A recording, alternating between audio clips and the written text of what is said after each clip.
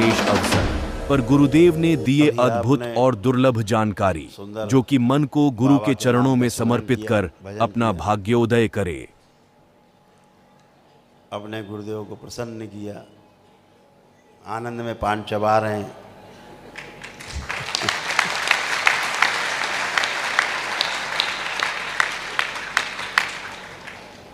पान चबाते चबाते ही सब कुछ हो जाता है।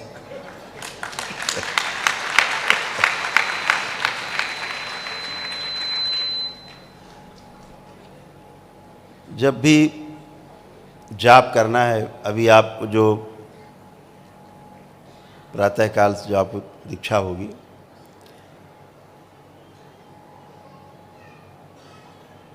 तो मंत्र जाप करने के लिए आपको 1.25 लाख मंत्र का जाप है। इस मंत्र का जो आपको मिलेगा, साधारण मंत्र होता है, हर मंत्र साधारण ही होता है। आप अपने भाव से जोड़ करके उस मंत्र को असाधारण बना देते हैं, शक्तिशाली बना देते हैं।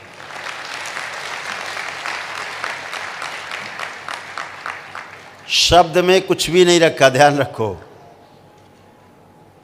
शब्द बिल्कुल ऐसे ऐसे प्याज, एक एक परत उतारते जाओ, अंदर क्या है, इसके अंदर क्या, उसके अंदर कुछ नहीं मिलेगा। शब्द में जो कुछ है उसमें निहित अर्थ है। शब्द में जो अर्थ है वो जब आपको समझ में आ जाएगा तो आपको व्यवस्था दिखने लगेगी। जब व्यवस्था दिखने लगती है तो उसी साक्षात्कार होना, और जब साक्षात्कार उसका बोध होता है, स्वीकार लेते हैं कि सत्य हम जो कर रहे हैं एकदम सही है। आपका जितना संकल्प होता है वो ऋतंभरा से, बोलते हैं ना, ऋतंभरा से भरा हुआ, सत्य से भरा हुआ संकल्प, उसको कहा गया ऋतंभरा।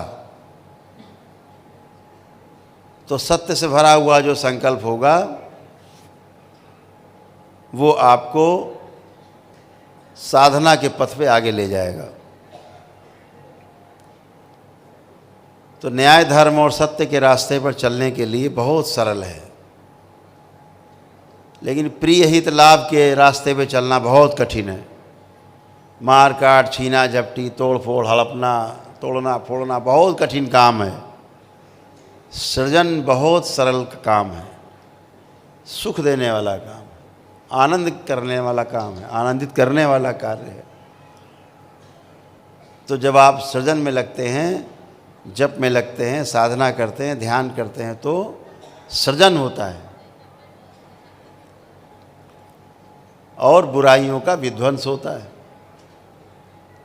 लेकिन विध्वंस करना नहीं पड़ता। जैसे उजाला आपने कर लिया तो अंधेरा भगाना नहीं पड़ता, अंधेरा अपने आप भाग जाता है। जहाँ आपने उजाला किया, एक बटन दबाया, चट रोशनी आई, अंधेरा भाग गया।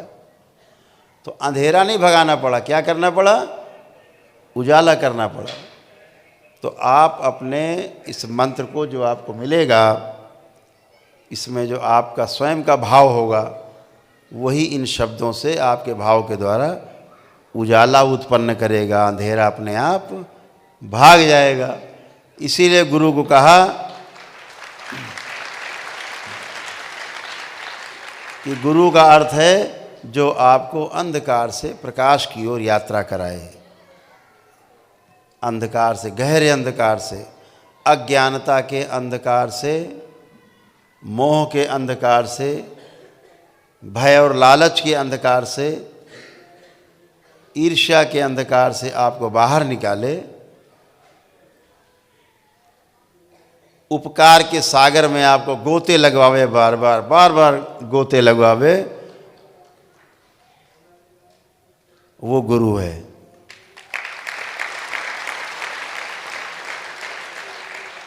उपकार शब्द का अर्थ है बिना किसी चाहत के किया जाना वाला कार्य उपकार है।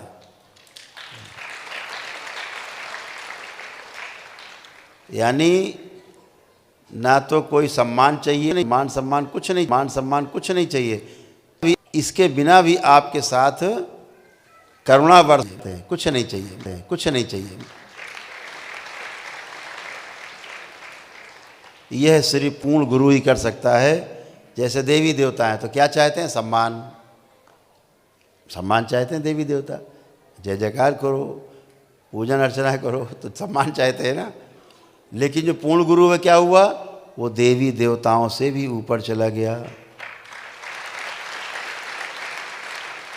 सभी देवी देवता उसके चरणों में बैठ के इस मानव समाज की, मनुष्य समाज की सेवा करते हैं, सेवा करना चाहते हैं, सेवा मांगते हैं ताकि वह भी पूर्ण हो सके। इसीलिए बार बार देवी देवता भी चाहते हैं कि हम पूर्ण नहीं हुए तो फिर से मनुष्य का शरीर मिले। और जब मनुष्य का शरीर मिलता है तो यही वो यंत्र है, मनुष्य का शरीर जो आपने पास है, कि देवी देवता जिसके लिए तरसते हैं इस शरीर के लिए, इस शरीर के बगैर 84 लाख योनियों के जन्म मरण के बंधन से मुक्ति नहीं। यही रास्ता है जिससे आप मुक्ति पा सकते हैं, वो यही शरीर है। इसका सदुपयोग कर लिया तो मुक्ति, और नहीं तो भुक्ति है ही है, भुगत ही रहे हैं। तो सब कुछ इस संसार में उपलब्ध है, केवल समझने की बात है। तो हर चीज़ को समझने में ज़्यादा ध्यान लगाना है। समझदारी से विकास होता है और विकास क्रम में अभी आप हैं, आगे चल के विकसित हो जाएंगे। विकास क्रम में रहना मतलब समझने की चल रही है प्रक्रिया, समझ चुके मतलब विकसित हो गए। तो उसी प्रक्रिया में आप चल रहे हैं कि जो सोते हुए उनको जगाना है, जो बेहोश हैं उनको होश में लाना है, और जो समझना चाहते हैं, जो हमने समझा है, उनको समझाना है। यही मनुष्य का लक्ष्य है।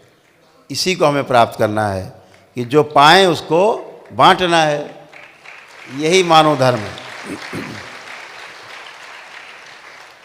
तो जैसे आप पूजा पाठ करते हैं, कुछ भी पूजा पाठ शुरू करें, सबसे पहले अपने गुरु का सुमिरन करें। सबसे पहले सुमिरन उनका करें।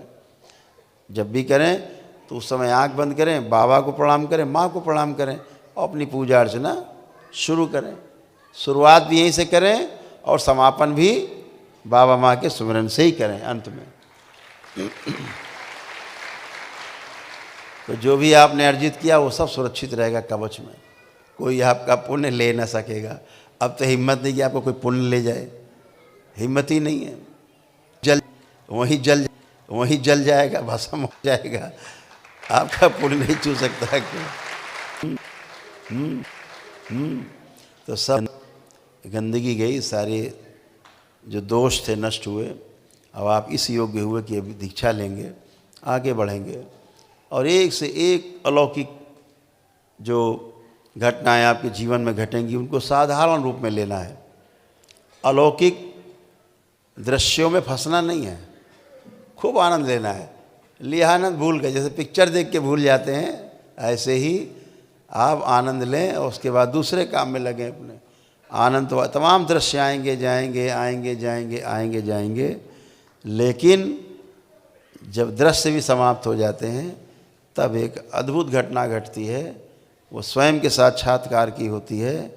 जब सारे दृश्य समाप्त हो जाते हैं, सारी ध्वनियाँ जितनी हैं समाप्त हो जाती हैं, तब एक सबसे बड़ी जो ध्वनि है, जिस ध्वनि में पूरी सृष्टि समाई है, पूरे के पूरे ब्रह्मांड समाये हैं, सभी ब्रह्मांड समाये हुए हैं इसमें। जो पीछे के नष्ट हो गए वो भी, जो अभी ब्रह्मांड जिसमें हम यात्रा कर रहे हैं ये भी, ये 84वां ब्रह्मांड है जिसमें हम लोग यात्रा कर रहे हैं। ऐसे 108 ब्रह्मांडों की यात्रा है। तो 84वां ब्रह्मांड यानी 83 ब्रह्मांड पीछे जा चुके, ये 84वां 84th उसमें हम लोग चल रहे हैं। ये भी कभी समाप्त होगा तो 85वां आएगा। ऐसे करके 108 की पूरी गति है, उसमें सब आते जाते रहेंगे, आते जाते रहेंगे, आते जाते रहेंगे। तो तमाम जो हमने समझा है वो गुरु कृपा से संभव होता है। ब्रह्मांड की यात्रा करो, खूब आनंद करोगे, आगे बढ़ते जाएंगे, द्वार खोलते जाएंगे, फंसना नहीं है। और जब सब ध्वनियाँ समाप्त हो जाएंगी तो एक ध्वनि बचेगी केवल, और वो ध्वनि ध्वनि कौन सी पता है?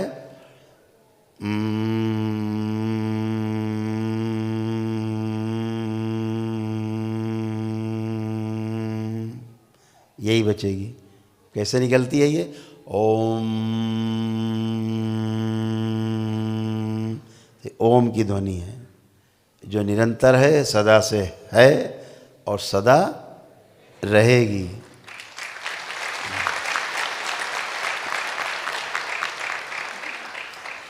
तो यही ध्वनि बन जाना है आखिरी में। आखिरी में आप यही ध्वनि बन जाएंगे और फिर कुछ बचता ही नहीं है समझने के लिए। ध्वनि हो जाता है। अब ध्वनि में क्या बचा? कोई विरोध नहीं। उस ध्वनि से क्या विरोध है? ध्वनि ध्वनि शब्द नहीं है, है ना? ध्वनि शब्द नहीं, ध्वनि शब्द नहीं है, ध्वनि है ही।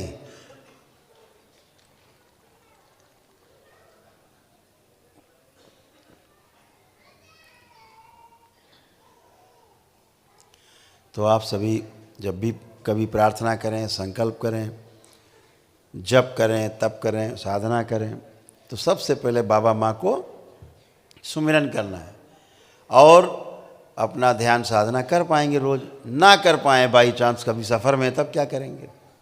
अब आप सफ़र में हैं, पता लगे आप ट्रेन में ही हैं, पूजा के समय, ध्यान के समय, क्या करेंगे? आंखें बंद करें। पुनः से आप लोग आंखें बंद, नेत्र बंद अपने अपने। नेत्र बंद करके भगवान भोलेनाथ को ध्यान करें और शक्ति स्वरूपा माता कामाख्या को प्रणाम करें, परम पूजनी बाबा जी को प्रणाम करें और गुरु माता जी को प्रणाम कर लें। और जैसे आपने शिवलिंग पर जलाभिषेक किया था अभी, वो ध्यान करें। ऐसे जल चढ़ाया था, ध्यान करें। 3 बार ओम नमः शिवाय बोलते हुए जल चढ़ाया था, मन ही मन में ध्यान करें, उच्चारण मन ही मन में करते हुए। इसके पश्चात पुष्प चढ़ाएं ओम नमः शिवाय मन ही मन में बोलते हुए, कि कोई जान ना पाए कि आप पूजा भी कर रहे हैं। और इसके पश्चात जैसे आपने अगरबत्ती से धूपित किया था मन ही मन में, वैसे ही उनको धूपित करें अगरबत्ती से ओम नमः शिवाय बोलते हुए। और मन ही मन में पुनः से 3 बार ओम नमः शिवाय बोलेंगे मन ही मन में अपने, और बाबा माँ को पुनः से प्रणाम करेंगे। और धीरे से अपने नेत्र उसके बाद खोल देंगे। नेत्र खोल दीजिए सभी लोग, सब लोग नेत्र खोल लें। इतना ही कर लेंगे आप, चलते फिरते आपकी पूजा दरबार स्वीकार कर लेता है कि आपने पूजा कर ली।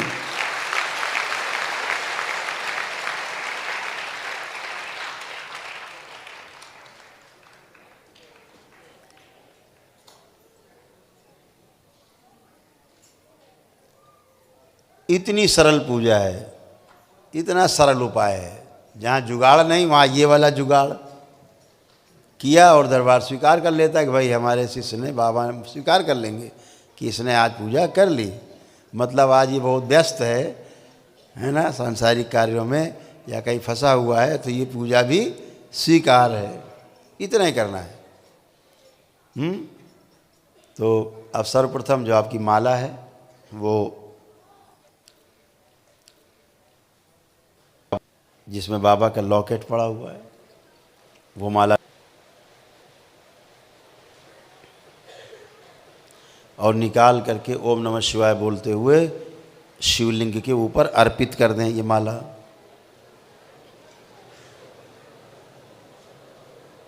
भोलेनाथ को अर्पित कर दें, भोलेनाथ को पहना दें।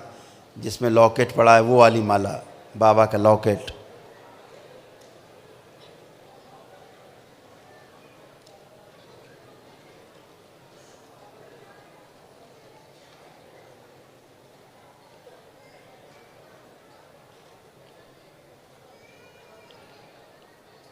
अर्पित करने के बाद मन ही मन भोलेनाथ से प्रार्थना करो कि हमारे गुरुदेव की माला है ये, जिसे अपने हम गले में धारण करना चाहते हैं, कृपया हमें प्रदान करें। ऐसे बोल करके भोलेनाथ को सिमरन करते हुए और ये माला उठा करके अपने अपने गले में धारण कर लें धन्यवाद देते हुए।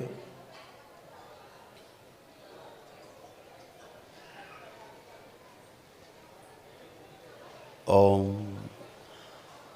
गुरुर्ब्रह्मा गुरुर्विष्णु गुरुर्देवो महेश्वरा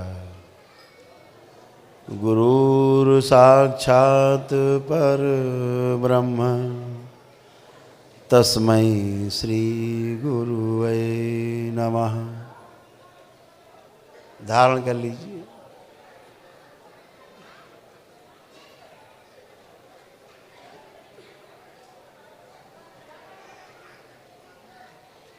ओम। अब जो दूसरी माला है, अब उसको भी उसी प्रकार से शिवलिंग पर भोलेनाथ को अर्पण करें फिर से। अखंड मंडलाकारं व्याप्तं येन चराचरं तत्पदं दर्शितं येन तस्मै श्री गुरुवे नमः। अब बाबा से प्रार्थना करें कि बाबा इस माला से हम आपके दिए गए मंत्र को जप करेंगे, कृपा करके यह माला हमें प्रदान करने की कृपा करें। प्रार्थना।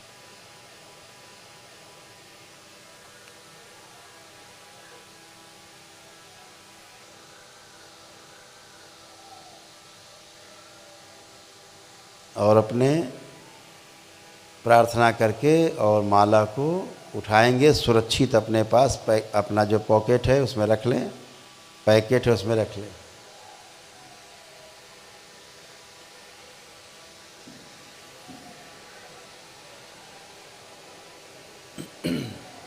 गुरु के लिए क्या क्या गया, ये सब गुरु के लिए है। गुरुओं के चरण में तमाम वंदनाएं हैं। हमेशा अपने गुरु के प्रति आभार रहे, अपने गुरु के प्रति समर्पण रहे। तो समर्पण से क्या होगा, विकल्प नहीं बचेगा। और जब विकल्प नहीं बचेगा तो क्या होगा, गुरु कृपा प्राप्त हो जाती है।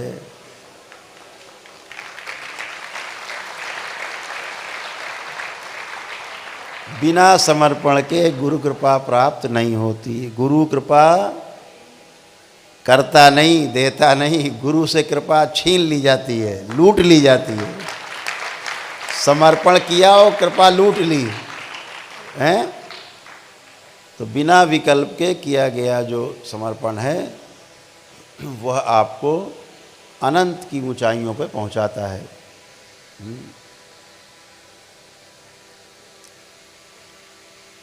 तो हर चीज़ को समझ के करना है। वो कहा गया ना कि ध्यान मूलम गुरुर्मूर्ति पूजा मूलम गुरुपदम।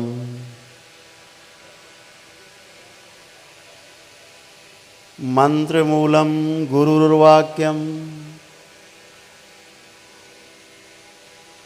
मोक्ष मूलम गुरु कृपा।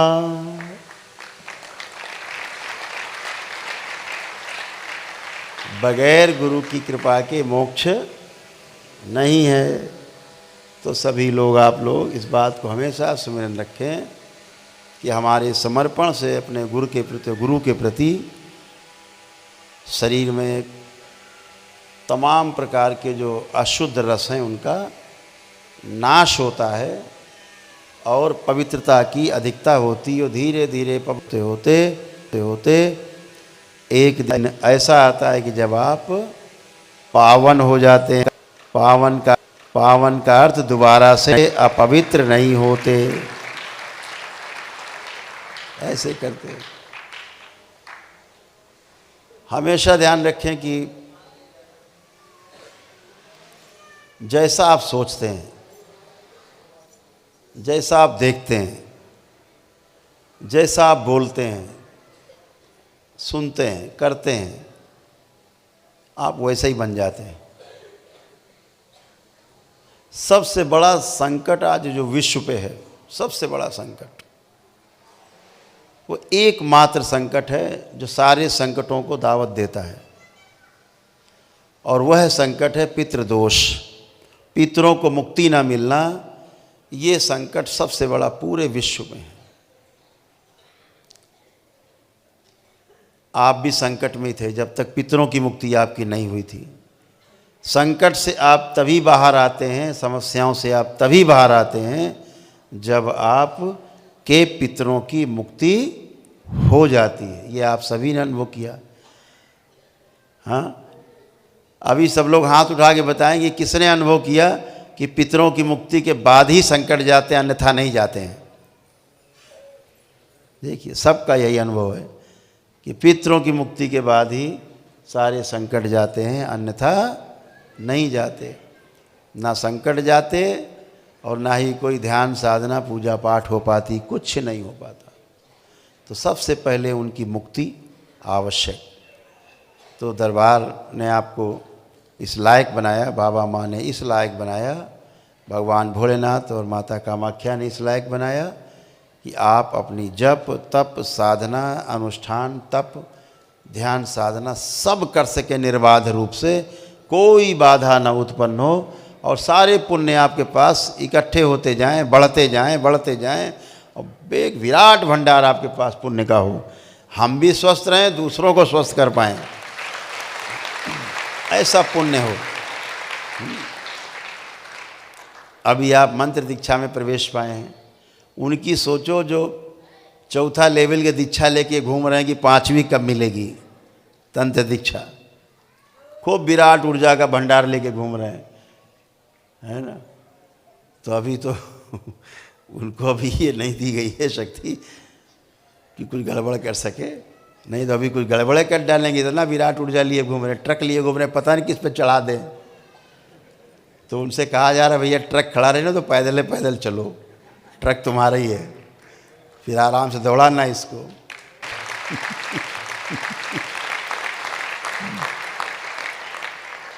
तो बहुत सुंदर है। पथ पर आपने पहला कदम आज रखा है। वाकई में आप सभी बहुत परम सौभाग्यशाली हैं जो आपको परम पूज्य गुरुदेव और गुरु माता का आशीर्वाद मिला है, उनका साथ मिला है, जीवन के साथ भी और जीवन के बाद भी।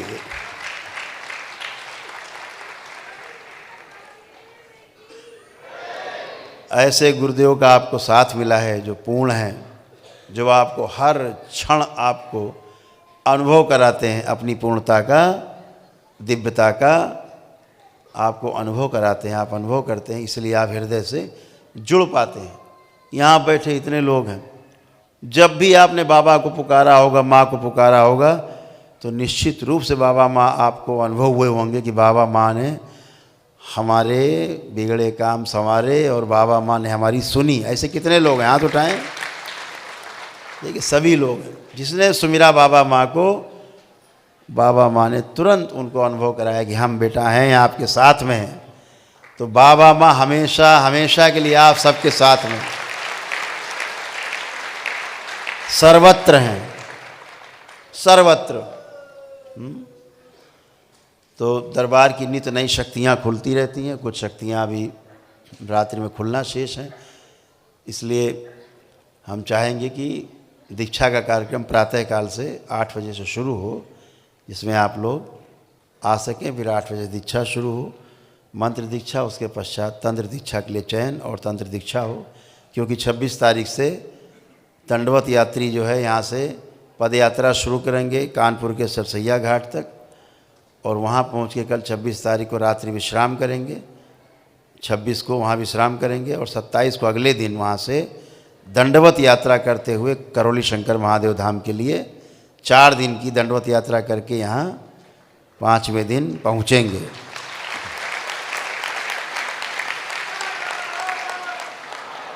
कई हजार लोग दंडवत यात्रा कर रहे हैं। जो लोग सेवा देना चाहेंगे वॉलंटियर ग्रुप में उनके साथ में, वो लोग उनको सेवा भी दे पाएंगे और उनके लिए रास्ते में जो भी जलपान और जूस वगैरह, फल फ्रूट वगैरह की व्यवस्था की जाएगी, ताकि ज़्यादा भोजन करके दंडवत यात्रा नहीं हो सकती। तो वो सब दरबार ने व्यवस्था की है समय समय पे, जगह जगह पे हर चीज़ की। तो वो सब वॉलंटियर जो सेवा करना चाहेंगे वो दरबार में यहाँ सेवक हैं, तो यहाँ पे उनको नाम लिखा देंगे। मनीष जी हैं यहाँ पे और सब लोग यहाँ पे संपर्क करके आप लोग कर सकते हैं। तो सेवा भी आप लोग कर पाएंगे, उसका पुण्य मिलेगा। सेवा का पुण्य बहुत बड़ा, पता है आपको? आपके जप से भी, आपके तप से भी, किसी ध्यान और साधना से भी जो सबसे बड़ा पुण्य प्राप्त होता है वो किससे प्राप्त होता है? सेवा से प्राप्त होता है।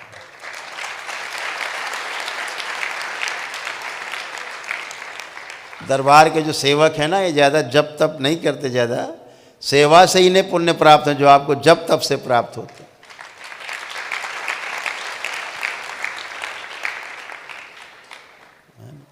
तो सब चीज़ें सेवा से प्राप्त हो सकती हैं। सेवा ही परमो धर्म। हाँ, सबसे बड़ा धर्म सेवा है। सेवा से बढ़ के कोई धर्म नहीं। एक कथा है छोटी सी, ध्यान आ गई सेवा पे। जैसे माता पिता की सेवा, गुरु की सेवा, ऋषि मुनियों की, साधु संतों की सेवा। तो सेवा में एक भक्त हुए, वो अपने माता पिता के चरण दबाए बगैर अच्छे से नहीं सोते थे। प्रतिदिन उनका काम था चरण दबा करके उनको अच्छे से विश्राम कराते थे। तो उनसे जो है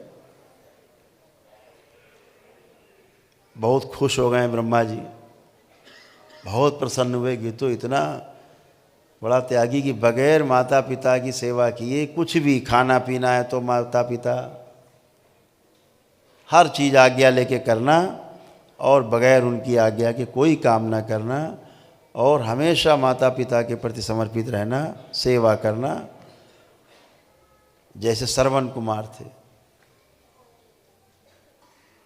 तो सेवा करते करते करते इतना प्रसन्न हो गए ब्रह्मा जी, उनका चलो इसको आज वरदान ही दे देते हैं चल के। तो ब्रह्मा जी आए दरवाजे, उनका भैया हम ब्रह्मा, इधर आओ पुत्र। बोले अभी टाइम नहीं। बोले हम तुमसे प्रसन्न हैं, वर देने आए हैं। बोले अभी वर लेने का टाइम नहीं, अभी तो सेवा देने का टाइम, अभी तो सेवा कर रहे हैं। अभी हम अपने माता पिता की सेवा छोड़ के आपसे वरदान लेने के लिए अभी फुर्सत में नहीं हैं, आप फिर आइएगा कभी। ऐसे बनना है गुरु के प्रति, ऋषि मुनियों के प्रति, देवताओं के प्रति, अपने माता पिता के प्रति। ऐसे ही भाव जब आप लाएंगे तो देवी देवता भी आपके दरवाजे पे वरदान देने के लिए खड़े रहेंगे। चरित्र की पूजा होती है, व्यक्ति की पूजा कभी नहीं होती, ध्यान रखिएगा। पूजा हमेशा चरित्र की होती है। आप जैसा जिसका चरित्र होता है, जब उसकी पूजा करते हैं, इसका अर्थ ये होता है कि हम उसके जैसा बनना चाहते हैं, क्योंकि वो हमारे हृदय में है।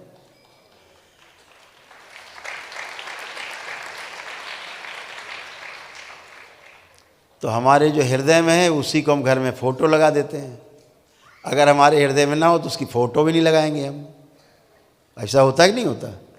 तो जब आपके हृदय में होता है कोई, उसी की आप फ़ोटो लगाते हैं। तो ये सारे भय से पहले बचना है। तमाम रोग ऐसे आए, इस देश में भी आए, पूरी दुनिया में फैला। और रोग क्या था? भय का। और दरबार भय कैसे ख़त्म करता है? ऐसे चुटकी में। कौन कौन सा भय? रोगों से भय, रोग से कष्टों का भय, रोग कष्टों से मृत्यु का भय, मृत्यु से भय, सब नष्ट करता है। और क्या प्रदान करता है? अभय प्रदान करता है आपको, निर्भय करता है दरबार आपको। इतने लोग यहाँ बैठे हैं, सबको दरबार ने किया है।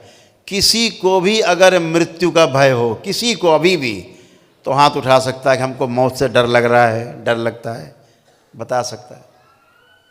देखिए महाकाल की नगरी में कैसे बैठे हुए निर्भय होके, जहाँ काल का भय नहीं है।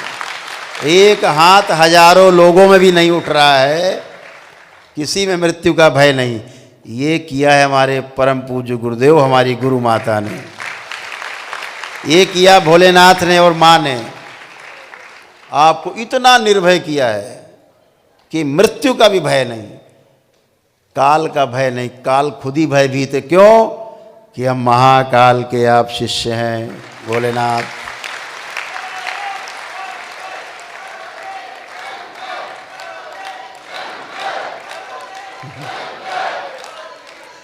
तो जब भय नष्ट हो जाए तो समझो आप रोगों से मुक्त हैं। तो दो चीज़ें हैं, अब आपको भ्रम नहीं है।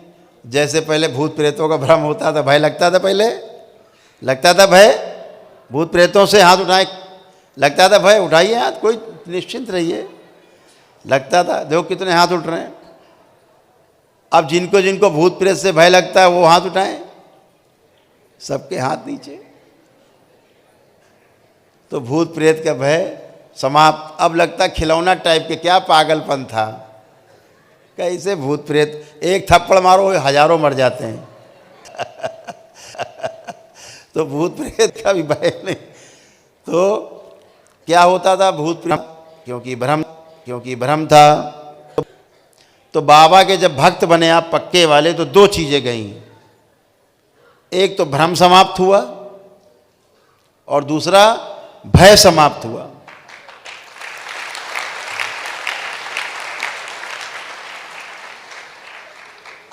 आपको भक्त की परिभाषा पता है शब्दों में किसी को? तो हम बताते हैं बाबा की तरफ से।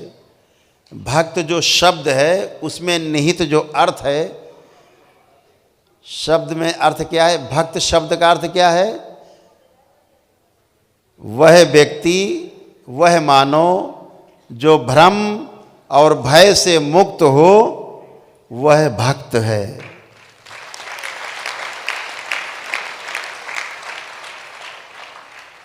वही ईश्वर का भक्त है, गुरु का भक्त है। कौन? जिसको भ्रम और भय ना बचा हो।